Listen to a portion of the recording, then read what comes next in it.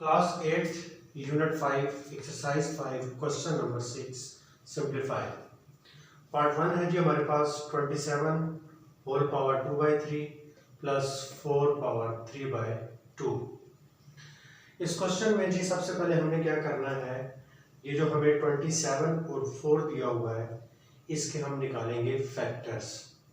जब हम इसके फैक्टर्स निकालते हैं, जैसे कि 27 का फैक्टर हमारे पास 3 इंटू 3 आया, तो 3 टाइम हमारे पास ये 3 आ जाते हैं 27 के फैक्टर्स, और 4 को अगर फैक्टर निकाले जाए तो उसके 2 × 2 आता है। अब इस तरह करने से होगा क्या कि ये जो 27 है इसको हम एक्सपोनेंट की फॉर्म में लिख सकते हैं 3³ और होल पावर 2/3। इसी तरीके से 4 को 2 स्क्वायर की फॉर्म में और 3/2 बाहर आ जाएगा।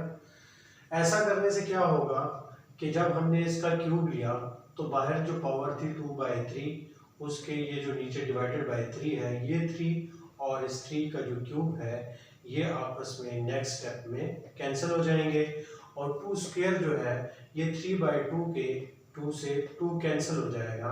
तो हमारे पास यहाँ पे 3 स्क्वायर और यहाँ पे 2 क्यूब बच जाएगा। फिर जब इसको हम ओपन करेंगे तो 3 स्क्वायर मीन्स 3 × 3, 2 क्यूब मीन्स 2 × 2 × 2। जब इसको सॉल्व करेंगे तो ये 9 और ये 8 के बराबर होगा। दोनों के दरमियान में सम करना था हमने, तो 8 पे आगे इसको हमने ऐड कर लिया तो हमारे पास 17 आंसर आ गया। पार्ट 2 की तरफ बढ़ते हैं जी। पार्ट 2 में हमारे पास 27 under root multiply 243 under root 12, 125 और 18 दिए हुए हैं।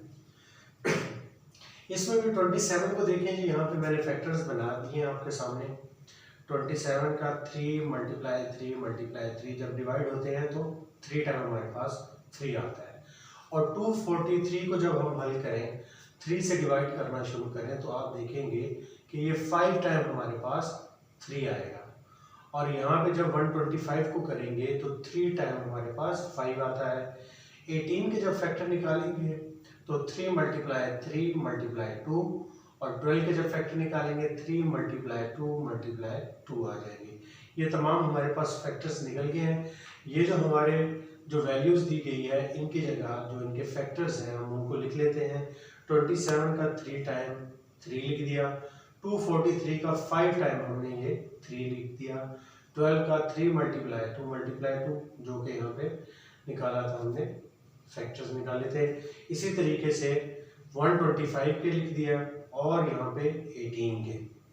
अब हमने ये जो रूट है इसको कंबाइन कर दिया इस नोमिनेटर और नीचे वाले डिनोमिनेटर के ऊपर, दोबारा से कंबाइन किया।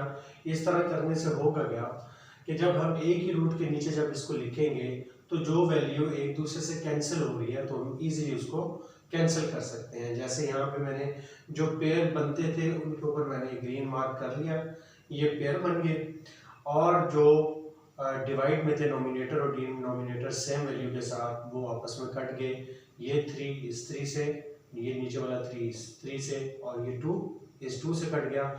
ऊपर हमारे पास पेयर तो बचे, लेकिन पेयर के साथ जो एरो के जो मार्क किए हैं ये बताने के लिए कि ये पेयर से हट के हमारे पास 3 भी अवेलेबल है, 2 भी अवेलेबल है और 5 भी अवेलेबल है। तो जो पेयर्स थे उसको हमने स्क्वायर की फॉर्म में लिख दिया, ये वाला 3 स्क्वायर, ये वाला 3 स्क्वायर और ये भी 3 स्क्वायर। जो ये एरोस थे ये 3 × 2 ये एक्स्ट्रा थे, ये भी इस तरह लिख दिए। नीचे 5 का स्क्वायर और साथ में ये 5। अब हमें ये पता है कि अगर हमारी वैल्यू स्क्वायर हो और उसके ऊपर अंडर रूट हो वो, तो रूट की वैल्यू भी 1/2 होती है। 2 और 1/2 जब आपस में मल्टीप्लाई होते हैं तो 2 से कैंसिल हो जाता है, तो हमारे पास ये जो बेस है ये निकल के बाहर आ जाती है। तो ये स्क्वायर अंडर रूट की वैल्यू से कट जाता है, ये वाला 3 स्क्वायर अंडर रूट की वैल्यू से, ये स्क्वायर अंडर रूट की वैल्यू से कट गया। यहाँ चूंकि स्क्वायर नहीं था तो जस्ट ये आपस में मल्टीप्लाई हो जाएंगे। तो आप ये देखिए अंडर रूट हटने के बाद हमारे पास 3 × 3 × 3 आया, इन तीनों का, और 3 × 2 जो है वो 6 हो गया। इसी तरीके नीचे से जो 5 स्क्वायर था उसकी वैल्यू ने अंडर रूट को काट दिया, वो 5 बाहर निकल के आ गया और ये अंडर रूट 5। इनको आपस में मल्टीप्लाई कर दें तो हमारे पास 27 अंडर रूट 6 और नीचे 5 अंडर रूट 5 आंसर आता है।